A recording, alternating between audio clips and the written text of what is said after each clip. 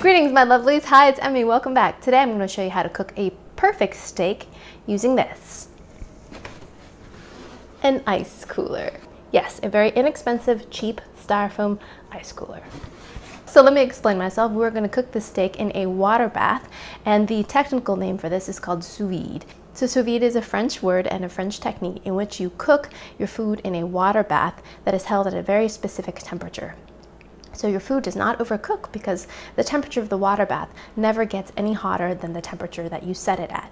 So there's these expensive water circulators that have a heater, and you set the temperature and it keeps it at that temperature. So you put your food in a plastic bag, place that into the water bath, and cook it for the instructed amount of time. So a lot of restaurants use this technique because you can get that perfect doneness, and then you can hold the food in the hot water for a little while, for a couple hours, up to 4 hours, before you fry it. The problem is doing it at home can be a little bit expensive because the circulators can be pricey, a few $100s up to I think $1,000. Today I'm going to show you how to do it without the water circulator in a styrofoam cooler. So I first learned about this technique in Kenji Lopez Alt's book, The Food Lab, which is an incredible book, really informative. If you haven't seen it, you should definitely check it out. So I have used the sous vide technique before. I do have a water circulator that was given to me, and it works great. It works really beautifully, but I've never used this technique. So let's see if it really works. The first thing to do is get yourself a steak, and this steak is about 1 inch thick and it's a ribeye, and we're going to season it really well with some salt and pepper. Then we're going to place the steak into a Ziploc bag.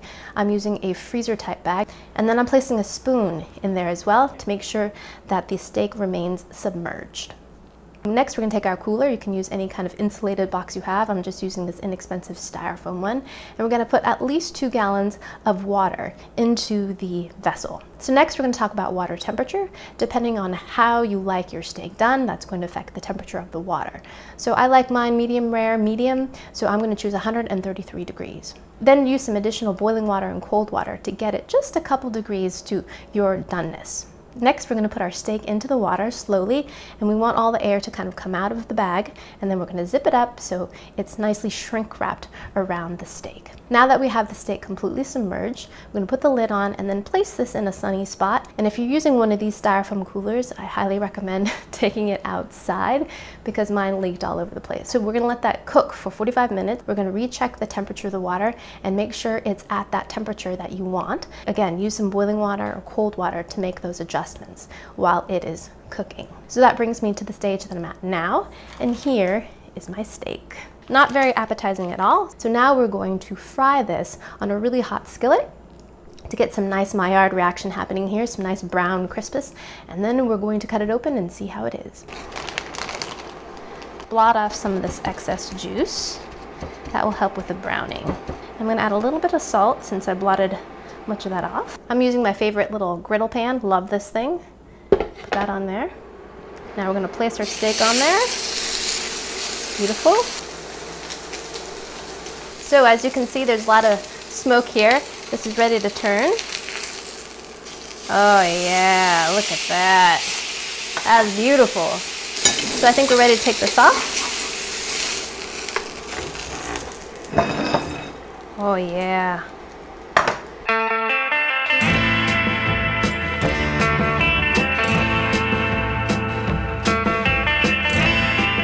Correct me if I'm wrong, but when you cook a steak traditionally just on a stovetop, you're supposed to allow the meat to rest for about 5 to 10 minutes so that the juices can kind of return back into the meat. But I believe with sous vide you don't have to do that, although I usually let it rest anyways, just out of habit.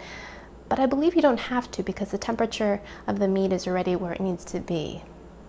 Let me know down below if you know. So this has been resting for about 5 minutes. Let's go ahead and cut into it. All right. Oh yeah, look at that. It's perfect. Perfect.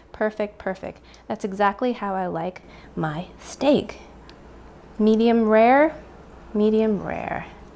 Has that beautiful crust on it. Look at that. Gorgeous. Through and through, medium rare. I love all the fatty bits as well. That is beautiful. That is a beautiful steak.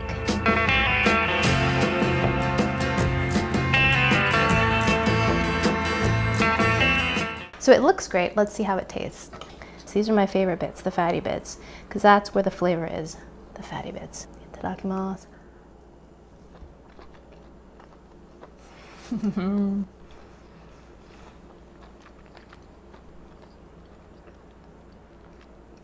Perfection. Absolute perfection. So try this technique. Just try it. You get a perfectly cooked steak with really little effort. You do have to have a little bit of planning because it takes about an hour for your steak to cook, but with that planning, you get a perfect steak. Plus, it's really great for cooking lots of steaks. So if you have a large enough volume of water, you can cook maybe 3 or 4 steaks at one time and just maintain the temperature. And then, you know, grill them up on the grill outside or just do it inside if it's wintertime or too cold. Perfect steak. And you can do them a little bit ahead of time too if you're expecting company. Let me talk a little bit about the flavor. This steak is delicious. I usually get a ribeye steak. I always look for a good amount of marbling, which is the like kind of white little bits that you see in the steak. That is fat, and fat is flavor and is delicious. So I try to get the fattiest one I can because that makes the juiciest and tastiest steak in my opinion.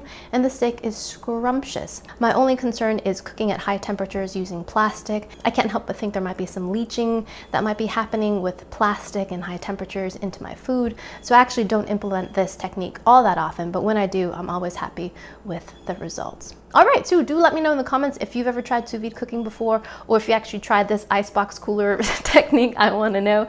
And if you do make this, be sure to share your results with me on social media so I can see it and be proud of you.